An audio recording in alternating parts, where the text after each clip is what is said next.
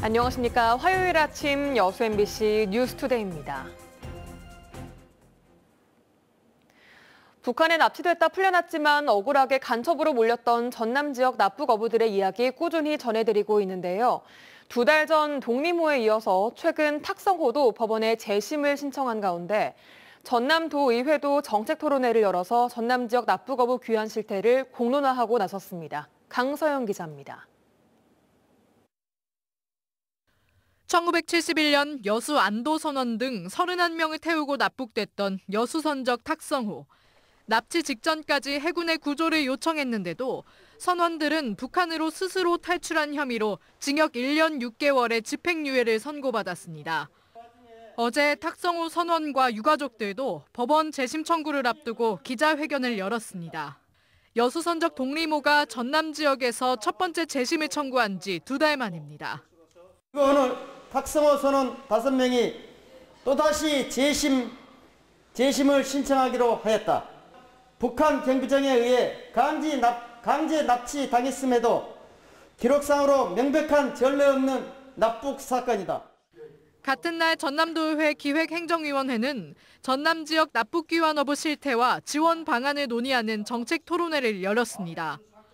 토론회에 참여한 한홍구 교수는 납북 어부 사건을 국가가 북한으로부터 어부를 보호하지 못해놓고 거꾸로 간첩으로 몰아간 국가폭력이라고 정의했습니다.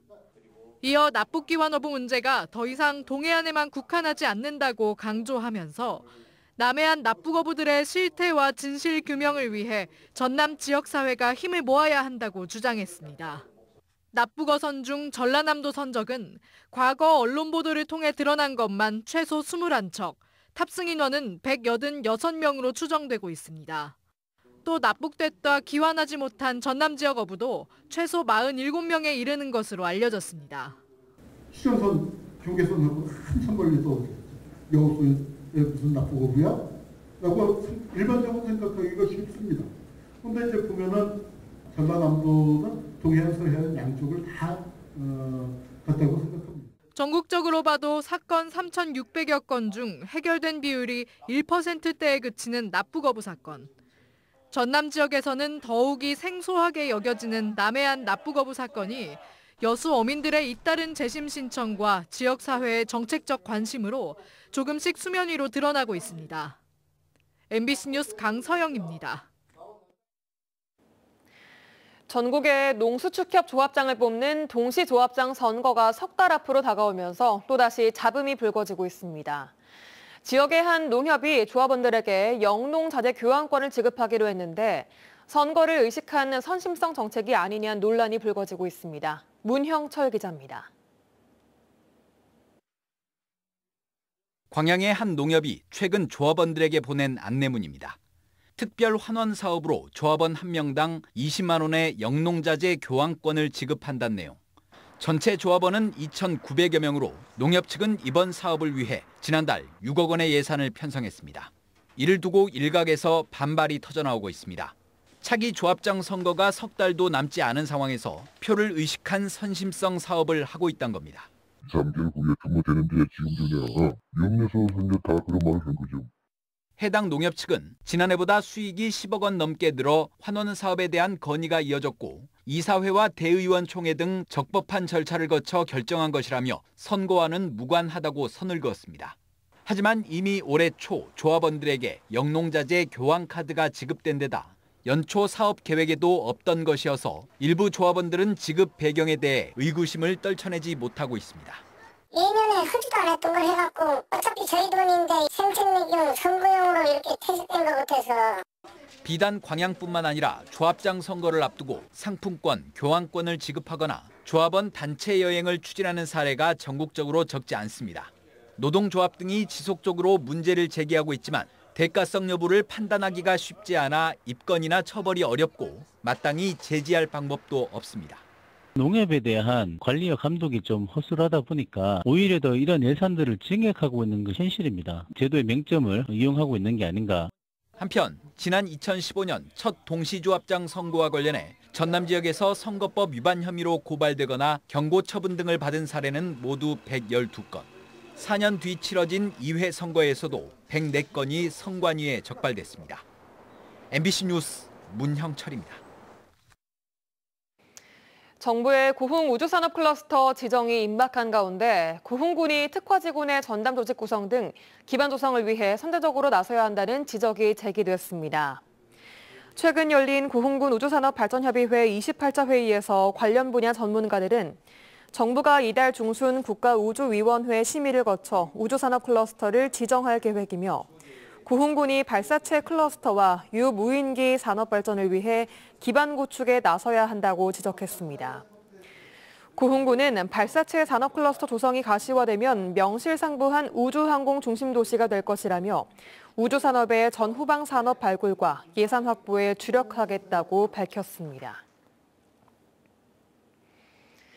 집수리 사업이 지연되고 있는 여수 문수지구의 도시재생 사업 관련 소식 얼마 전 보도해드렸었죠.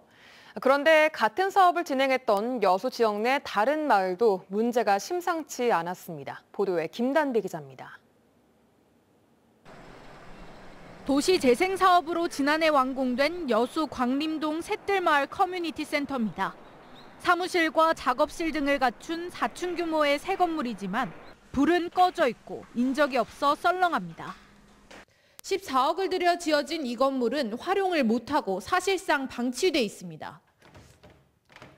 당초 건물 용도는 마을 협동조합이 운영하는 전통식품 작업장. 하지만 취재 결과 이곳은 제조 가공시설이 들어올 수 없는 일종 전용 주거지역이었습니다. 결국 예산을 들여 다른 곳에 작업장을 다시 지었고 빈 공간은 다른 기관이 사용하도록 하고 있습니다. 사전에 철저한 원인을 확인하지 않고 했기 때문에 이런 문제점이 발생했다 이렇게 생각합니다. 원인 분석을 통하여서 대책을 강구해야 되고 도시재생 사업을 명목으로 헛돈을 쓴 곳은 또 있습니다. 여수 충무지구에 조성된 목욕장은 이미 그 기능을 잃은 지 오래됐습니다. 잠시 운영을 했을 때도 하루 평균 이용자가 한 자릿수에 그쳤습니다. 복지로 이렇게 지어졌는데 현실적으로는 테스트는 했지만 이게 너무 창문도 많지 이게 추워서 그런 게 안 되더라고요. 빨리 용도 변경이 되면 하루라도 빨리 됐으면 좋겠어요. 여수시 도시재생사업은 이 밖에도 주민협의체 간부의 부동산 투기 의혹과 업체 부도를 통한 공사 중단 등 곳곳에서 잡음이 끊이지 않고 있습니다. 사정이 이렇다 보니 올해 전남도의 도시재생사업 추진 실적평가에서 여수시가 미흡 사업지로 선정됐습니다. 준 피해가 최소하도록 담당 부서장 책임하에 현장 관리를 철저히 하도록 하겠습니다. 쇠퇴하는 원도심을 살리기 위해 도시재생사업이 추진되고 있는 여수 지역 사업지는 모두 7곳. 도시재생에 막대한 예산이 들어간 만큼 지속적인 사후 점검과 함께 준비 단계부터 철저한 검증이 필요하다는 목소리가 커지고 있습니다. MBC 뉴스 김단미입니다. 순천시가 내년 순천만 국제정원박람회 성공 개최를 위해 다양한 공연을 연중 기획 제작하기로 했습니다. 순천시는 내년 정원박람회 개막 직전에 인지도 높은 클래식 연주인과 성악가, 오케스트라 등을 초청하는 신년음악회를 시작으로 순천을 대표하는 뮤지컬 그린피플 공연과 박람회 기간 동안 다양한 장르의 계절별 테마 공연 등 다채로운 공연을 기획하고 있다고 밝혔습니다. 순천시는 이를 위해 올 한 해 동안 문화 콘텐츠를 강화하고 확보하는 데 주력해왔다며 앞으로 박람회의 문화 콘텐츠 확보와 문화예술 기반 조성에도 적극 나선다는 계획입니다. 최근 전남의 가금 농장에서는 조류 인플루엔자 확진 소식이 끊이지 않고 있습니다. 아직 농장 간 수평 감염은 확인되지 않았지만 겨울 철새들의 이동 경로를 따라 바이러스가 집중적으로 퍼지고 있습니다. 김진선 기자가 보도합니다. 올겨울 전남의 가금 농장에서 고병환성 AI가 처음 발생한 건 지난달 15일 장흥의 유경오리 농장이었습니다. 이후 한 달도 채 안 돼 농장 19곳에서 AI 항원이 검출됐고 검출됐다 하면 100% 고병환성으로 확인되고 있습니다. 지난해 겨울철 110여일 동안 11건이 발생한 것에 비해 발생 건수도 많고 확산 속도도 매우 빠릅니다. 가금 농장이 몰려있는 영암에서 최근 산란개와 육개 농장에서도 AI 항원 검출이 잇따라 긴장감이 더욱 높아지고 있습니다. 현재까지 4건이 발생되어 사처분, 렌더링 작업이 모두 마무리된 상태입니다. 또한 발생 농장에 대해서는 이동 제한을 실시하였고 발생 농장 역학조사 결과 농장 간 수평 감염은 현재까지 확인되지 않은 상태. AI 발생 지역을 살펴보면 순천만에서 이어지는 영산강과 서해안 주변에 집중돼 있는데 철새 이동 경로와 일치하고 있습니다. 겨울 철새들이 매일 도내 전역을 오염시키고 있는 겁니다. 특히 이번 바이러스는 병원성이 강하고 오염도도 6배 이상 높은 것으로 분석됐지만 방역 수준은 확산 속도를 따라가지 못하고 있습니다. 실제로 올해 고병원성으로 확진된 농장 70% 이상이 과거 AI 발생이 없던 곳입니다. 과거에 발생되지 않는 농가에서 발생이 됐다고 하는 겁니다. 그게 뭐냐면 과거에 발생이 안 됐기 때문에 방역도 약간 타성에 젖은 그런 측면이 있지 않나. 전라남도는 철새 유입이 더 많아지는 내년 1월까지 AI 위험이 더 커질 것으로 보고 비상 대응 태세를 강화하고 있습니다. MBC 뉴스 김진선입니다. 수십 년간 강제동원 피해자 옆에서 함께 싸웠던 다카하시 마코토 나고야 소송 지원회 대표가 3년 만에 광주를 방문했습니다.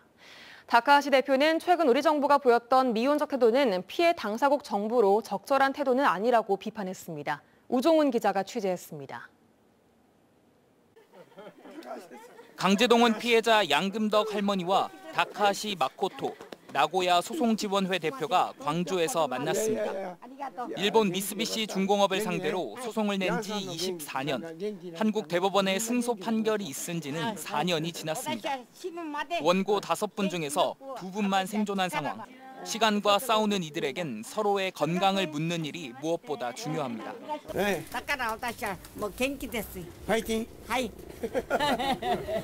지난 1998년 일본의 양심 세력들과 나고야 소송지원회를 꾸린 뒤부터 다카하시 대표는 강제동원 피해자들의 버시고 버팀목이었습니다.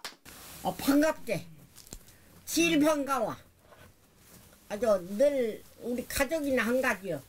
다카하시 대표의 다음 발길은 5.18 묘지에 안장된 김혜옥 할머니에게로 향했습니다. 피해자들이 소송을 위해 일본을 찾을 때면 배웅 나간 다카하시 대표의 차엔 김혜옥 할머니의 노랫소리가 끊이지 않았습니다. 가라오케に行って歌って踊ってこれはヤン君とか하는 분도 같이歌って踊って一番賑やかで 3년 만에 한국을 찾은 다카하시 대표는 그리운 이들과 만남이 반가우면서도 최근 일본이 아닌 한국 정부와 싸우고 있는 듯한 할머니들의 모습이 안타깝습니다. 被害国の政府が被害者市民に対して目を向けない。これはもう政府の資格がないというふうに思っています。 또 외교부 제동으로 국민훈장 모란장 서운이 보류된 데 대해선 안타깝지만 한편으론 예상된 결과기도 했다며 할머니들이 건강을 잃지 않고 함께 싸울 수 있길 바랐습니다.